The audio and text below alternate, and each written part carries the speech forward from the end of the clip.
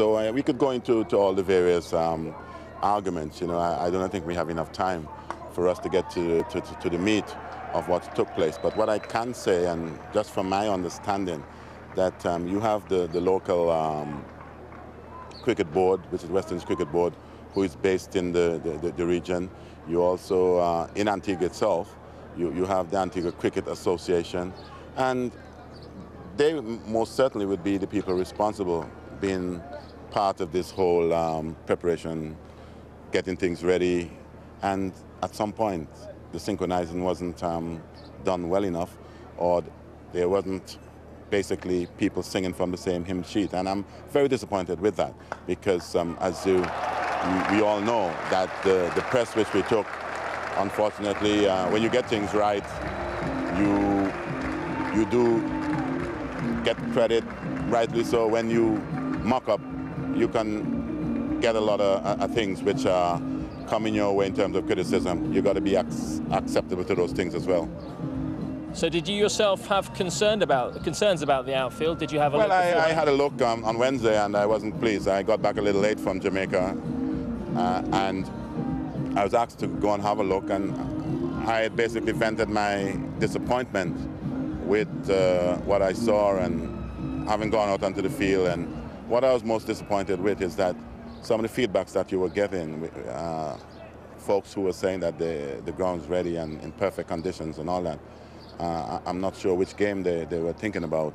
I was very disappointed with that whole factor. And these are people who are very instrumental in the organizing of cricket in the region. So it's a very disappointing time for us. Let's hope we can push forward, move forward. There's always going to be disappointments. Disappointing Sir Vivian Richards. And Robert, you know him for playing with him at Glamorgan. He looked a bit angry as well, didn't he, after what happened? He is seething. When you look at Viv, and when you see that he's taking time to think over his words, then you know that he's just playing that little game that he can't really tell you how angry and how disappointed he is with it all, because his name is over the door. No matter, yes, it is West Indies Cricket Board, but that ground is named after him. And it, as he said there hasn't been any sort of cooperation, any sort of coordinated operation in getting that ground together. And it's been an embarrassment to Antiguan cricket, to West Indies cricket and to world cricket. And it's on his doorstep with his name over the door. If they get that outfield right, though, it shouldn't be a problem, despite the fact that the locals don't seem to want to go and watch cricket there. Well, that is a major problem.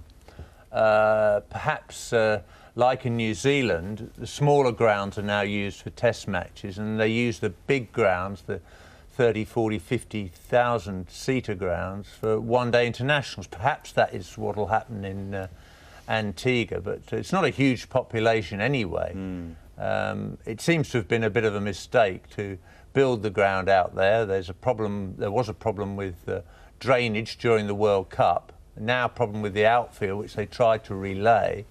You know, you just needed a couple of schoolboy cricketers to try and run up on the outfield beforehand to tell everybody that the ground wasn't fit. So really preparing what looked a pretty good strip out in the middle was a complete waste of time.